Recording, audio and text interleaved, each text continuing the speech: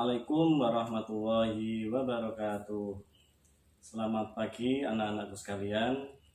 Selamat berjumpa dengan saya. Nama saya, perkenalkan nama saya Pak Yusuf Setiaji. Saya mengajar mata pelajaran pendidikan agama Islam. Sebelumnya saya ucapkan selamat anak-anak sebagai siswa baru di SMA Negeri 14 Semarang.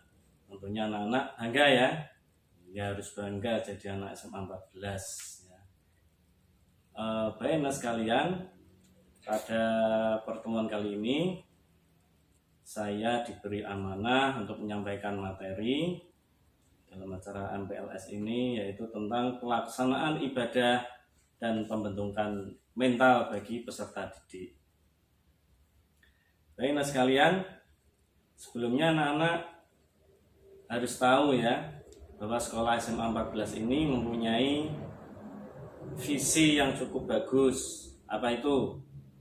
Bisa lihat tulisan di belakang saya. Ini kita baca bersama-sama ya. Visi SMA Negeri 14 Semarang ini terwujudnya sekolah yang religius, berakhlak mulia, berprestasi, terampil, dan berbudaya lingkungan hidup. Mungkin anak-anak bertanya-tanya, visi itu apa tuh visi? Visi itu adalah pandangan gambaran tentang masa depan yang diharapkan. Jadi anak-anak ini harus memahami, anak-anak datang ke sekolah ini akan dididik dibina oleh Bapak Ibu guru di sekolah ini. Tujuannya apa? Mempunyai target. Nanti anak-anak sekalian itu bisa memiliki ini tadi jiwa religius, berakhlak mulia, terampil, berprestasi dan sebagainya. Itulah nanti yang diharapkan ketika anak-anak setelah selesai belajar di SMA Negeri 14 Semarang ini.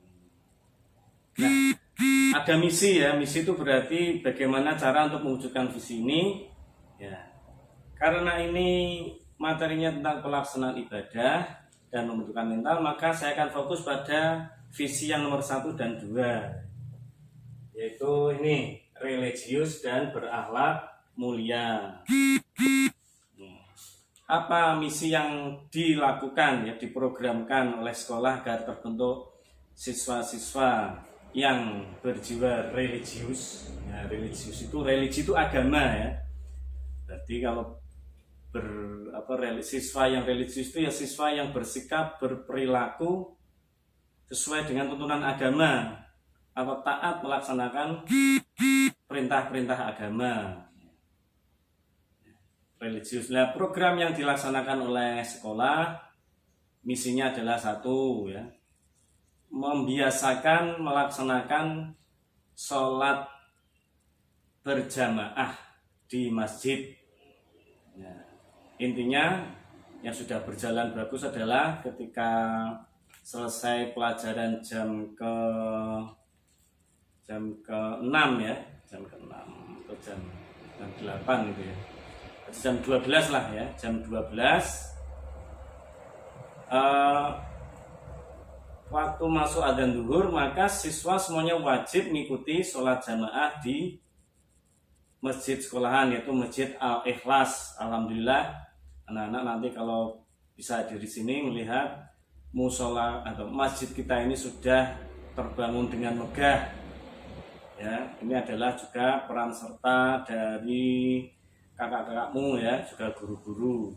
Cuman ini anak sekalian, saya mengetuk hati anak-anak sekalian bahwa masjid kita ini meskipun sudah selesai, sudah jadi, tetapi ternyata dananya itu masih sebagian besar ditanggung oleh kontraktornya. Jadi sekolah kita masih utang.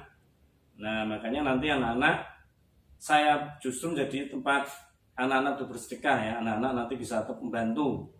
Nanti kalau sudah bisa ketemukan normal, nanti akan kita adakan infak keliling untuk menutup biaya pembangunan masjid. Siap suka bersedekah hebat. Jadi jangan takut miskin. Setan itu membujuk orang yang suka bersedekah, menakut-nakuti kalau hartanya buat banyak sedekah nanti hartanya akan habis. Setelah itu setan. Sebaliknya, orang-orang yang senantiasa didampingi malaikat berkeyakinan banyak sedekah, hartanya akan bertambah, didoakan oleh malaikat menjadi berkah. Anak sekalian, sholat duhur berjamaah dan paginya anak-anak juga istirahat pertama ya, istirahat pertama sholat duha, istirahat kedua sholat duhur. Dan untuk yang pertama kalinya ini karena masjid sudah jadi, maka nanti akan kita programkan sebelum pulang sekolah bertepatan dengan kegiatan bersih-bersih ya, bersih-bersih sebelum pulang. Nah, bagi petugas piket nanti berada di kelas, sedangkan yang lainnya turun atau menuju ke masjid melaksanakan sholat asar berjamaah. Nah, ini yang belum dilakukan periode yang kemarin. Tapi karena ini masjid kita sudah besar, apa artinya mempunyai masjid yang luas, yang besar tapi tidak bisa dimakmurkan ya? Tujuan utama masjid dibangun itu adalah satu saja, yang penting adalah untuk kegiatan sholat berjamaah. Itu saja yang paling utama. Sedangkan kegiatan lainnya itu adalah melengkapi. Kalau masjid besar nggak ada kegiatan sholat jamaah, itu namanya percuma ya. Dan sekalian, di samping ada sholat jamaah, ada sholat pelaksanaan kegiatan lainnya yang sifatnya bukan ibadah khusus ya. Nanti dibantu oleh anak-anak rohis. Nah, rohis itu adalah kepanjangannya adalah Rohani Islam. Ini adalah organisasi di bawah OSIS yang bekerja membantu sekolah dalam melaksanakan program-program keagamaan ya. Nanti ada sekolah kita yang sudah terbiasa rutin mengadakan adalah peringatan hari besar, Maulid Nabi, Isra Mi'raj, ada pengajian ya. Itu nanti dibantu oleh roh. Sekali lagi ini lagi korban. Tapi anak sekalian, sayang sekali Hari Raya Idul Kurban yang jatuh pada tanggal 20 Juli kita masih dalam kondisi atau masa PPKM. Dan tahun ini untuk yang pertama kalinya sekolah tidak mengadakan kegiatan apapun di peringatan hari besar Hari Idul Kurban ini. Ya, tidak apa-apa. Kita bersabar dulu. Padahal kalau yang tahun kemarin luar biasa, ramai sekali, ada kegiatan nyate bersama. Sampai seperti sekolah kita ini mau kebakaran karena banyak asap sate yang banyak itu ya. Itu anak sekalian pelaksanaan ibadah. Dan perlu ketahui anak sekalian ya, pelaksanaan ibadah ini tidak hanya untuk umat Islam saja, nanti juga yang anak-anak non-Islam, Nasrani, Buddha, Hindu juga nanti ketika bersamaan melaksanakan kegiatan keagamaan, nanti mereka juga mengadakan kegiatan sendiri, namanya pendalaman Alkitab atau yang lainnya ya, nanti dibimbing oleh guru maupunnya sendiri. Anak sekalian, kegiatan ibadah untuk peserta didik di SMA 14 ini hukumnya wajib ya. Sholat duhur wajib berjamaah, sholat asar wajib berjamaah, dan sholat duha yang bergiliran nanti dibuat bergiliran itu juga wajib diikuti. Sedangkan untuk yang harian yang rutin sifatnya dipersilahkan, anjuran ya. Apa tujuannya? Ya, tidak lain dalam agar nanti kamu jadi anak-anak yang solehah. Salah satu indikator anak yang soleh adalah berjiwa religius, taat beribadah. Ya, itu anak sekalian. Bagaimana cara mengontrol kegiatan ibadah? Nanti sewaktu sholat akan dibimbing oleh bapak-bapak guru, juga ibu guru. Nanti juga kami akan menggiring kalau dalam keadaan normal ya. Dalam keadaan yang belum normal ini, nanti khususnya Bapak Ibu Guru yang mengajarkan pelajaran agama setiap periodik ya, secara periodik akan mengecek keaktifan anak-anak sholat di rumah ya. Jadi akan ditanya bagaimana sholatnya sehari, apakah sudah 5 waktu, apakah kau kurang. Nah, nanti juga akan ditanya secara periodik, dicek ketika tatap muka, baik secara virtual atau nanti secara tatap muka terbatas ya, itu akan dicek. Jadi anak-anak tetap ya, meskipun di sekolah belum masuk, di rumah harus juga melaksanakan ibadah karena akan dipantau oleh Bapak Ibu guru. Baik sekalian, kemudian yang kedua adalah pembentukan mental. Mental itu adalah watak atau perilaku ya, atau kalau dalam bahasa Arab juga bisa disebut dengan akhlak. Akhlak yang mulia, akhlak yang mulia.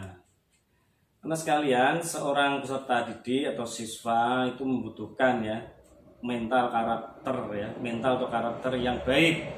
Karena para karakter yang baik, yang kuat itu akan menjadi modal bagi anak sekalian untuk menghadapi segala persoalan. Nah, persoalan-persoalan yang dihadapi peserta didik itu apa? Ya, kesabaran, tidak putus asa, tangguh ya, tidak rendah diri, itu dibutuhkan ya. Apa saja mental-mental yang dibutuhkan bagi seorang peserta didik? Yang pertama adalah bahwasanya Allah Subhanahu wa taala itu menciptakan setiap manusia itu berbeda-beda ya. Baik beda wajahnya ataupun juga karakternya. Makanya anak-anak itu harus bersyukur, menyadari, ya Allah, aku Engkau ciptakan sebagai hamba-Mu. Alhamdulillah secara fisik saya lengkap. Nah, terus bagaimana karakternya, perilaku saya? Ya, saya menyadari saya mempunyai kelebihan, ya Allah. Tapi saya juga mempunyai banyak kekurangan.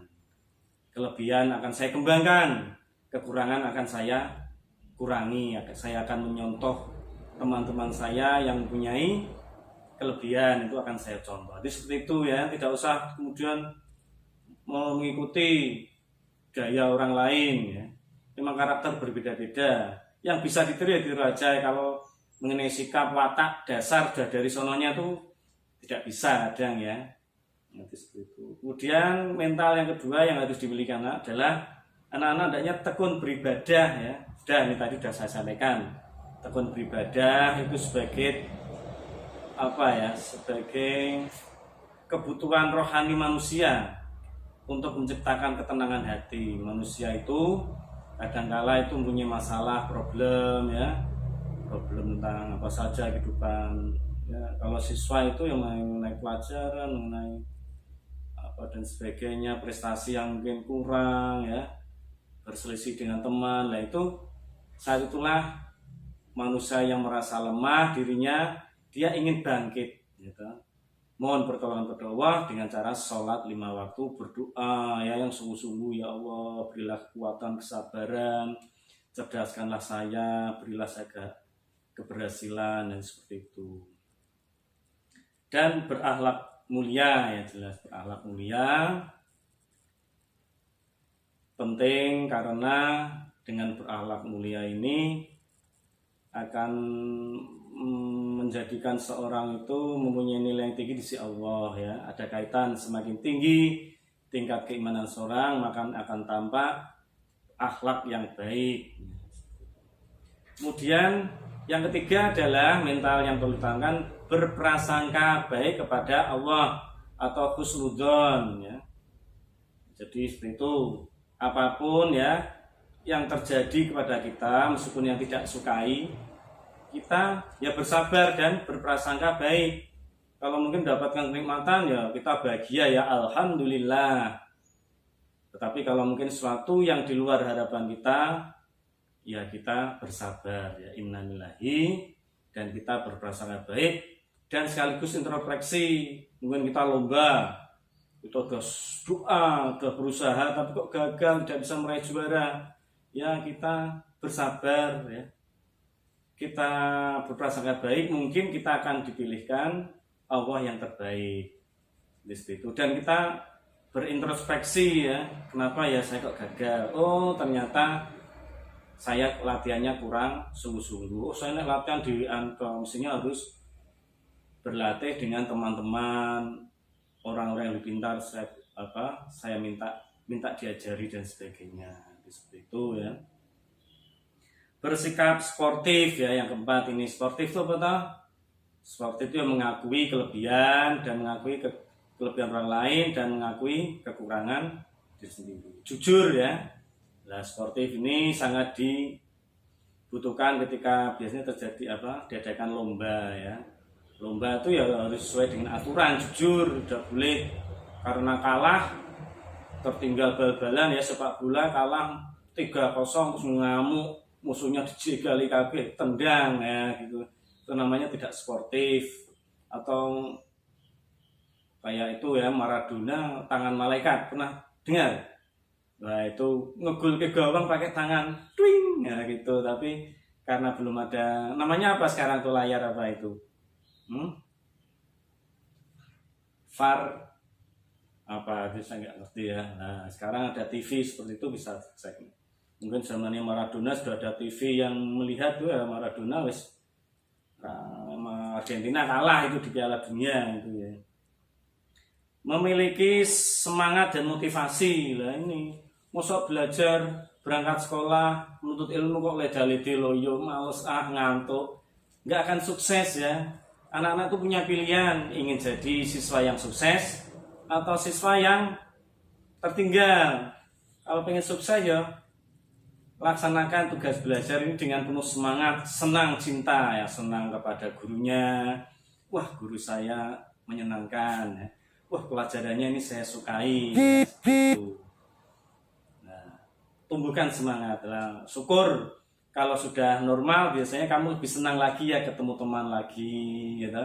Wah, ketemu teman saya, wah ketemu cewek saya loh. Gimana, boleh nggak itu? Ya, kalau masih dalam terbatas ya nggak apa-apa lah ya. Seperti itu. Nah, biasanya ini juga anak-anak kalau pengen berangkat sekolah itu motifnya apa? Biar dapat uang saku. Di rumah terus nggak dapat uang jajan, mendingan berangkat sekolah. Ya nggak apa-apa, apapun alasannya, motivasinya, jadikan menuntut ilmu itu diiringi dengan semangat dan motivasi yang tinggi. Bersabar dan bersyukur, sudah ya. Kalau dapat musibah, bersabar, bisa menekan diri, tidak kemudian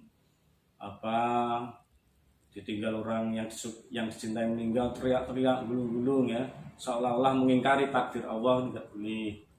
Bersyukur kalau dapat nikmat, jangan merasa ini hasil karyaku, gitu, sombong. Tetapi kita harus meyakini bahwa ini juga atas kehendak Allah Subhanahu wa Ta'ala. Jangan sampai mengikuti apa yang telah dilakukan oleh Qarun ya. Anak-anak tahu Qarun toh?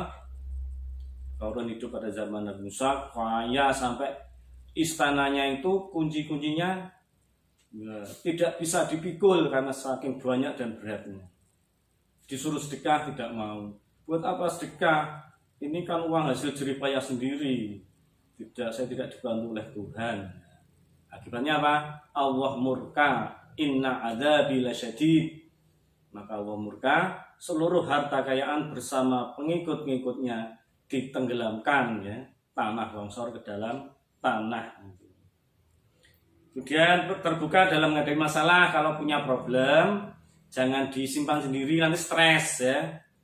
Stres, tapi sampaikan. Nah, di sini ada namanya guru BK ya, bimbingan konseling anak-anak. Kalau punya problem masalah yang rahasia pribadi atau problem dengan pelajaran, dengan bapak ibu guru, dengan temannya, jangan sungkan-sungkan datang ke ruang BK. Insya Allah guru-guru BK ini akan menyimpan rapat-rapat rahasia ini, tidak akan disampaikan, akan mencari jalan solusinya. Mereka sudah berpengalaman.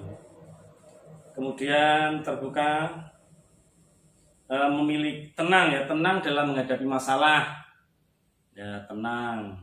Kalau menghadapi masalah itu pertama nih yang laki-laki mungkin bisa ya, tidak cepat emosi. Jadi kalau ada masalah dia berpikir pakai rasional dulu, tidak emosinya yang ditonjolkan.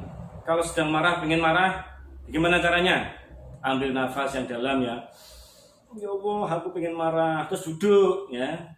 Nah, karena ada hadis, kalau engkau sedang marah, janganlah sekali-kali berdiri, tapi duduklah ya. Kalau duduk itu tidak akan marah. marah berdiri, wah langsung pinginnya kaki berjalan, tangan pengen mukul, seperti itu. Mulut ingin mencela, memaki-maki. Syukur kalau pengen pas waktu marah, ambil air wudhu berwudhu. Karena marah itu datangnya dari setan. Setan masuk ke ini aliran darah kita. Makanya anak-anak kalau ingin buktikan kalau orang marah seperti setan tuh, coba kalau marah memandang cermin ya, nanti kan wajahnya seperti setan. Seperti itu. Memiliki keyakinan ya, anak-anak tuh harus memiliki keyakinan, punya keyakinan, wah ya insya Allah aku sukses, aku berhasil, aku lulus, aku naik kelas. Misalnya lomba, saya juara gitu ya. Jadi punya keyakinan, saya lulus, saya juara, saya bisa nilai terbaik, saya bisa diterima perguruan tinggi negeri, saya bisa kaya gitu. Harus diyakini, karena keyakinan apa yang diucapkan itu nanti juga kalau baik akan diamini oleh malaikat. Amin, akan terwujud. Kemudian mampu mengontrol emosi ya. Emosi ini kamu kelas 10 nih biasanya emosinya masih labil ya. Kelas 9, 10 nih pengennya naik dengan teman, berbeda sedikit, wah pengennya maki-maki ya, pengennya gelut. Nah ini harus latihan ya, mengendalikan emosi. Caranya tadi yang kamu sadari bahwasanya kalau terjadi pertengkaran, mengalah itu bukan berarti kalah, justru malah pemenang ya. Dalam hadis disebutkan bukanlah orang kuat itu orang yang kuat ini binaraga ya, kuat tinju bergula. Tetapi dalam kacamata Islam yang dinamakan orang kuat adalah orang yang pandai menahan diri dari amarah. Ada sesuatu yang ingin dia marah, dia tahan. Itu adalah orang sebenar-benarnya orang kuat. Demikianlah sekalian yang dapat saya sampaikan, semoga bermanfaat. Wassalamualaikum warahmatullahi wabarakatuh.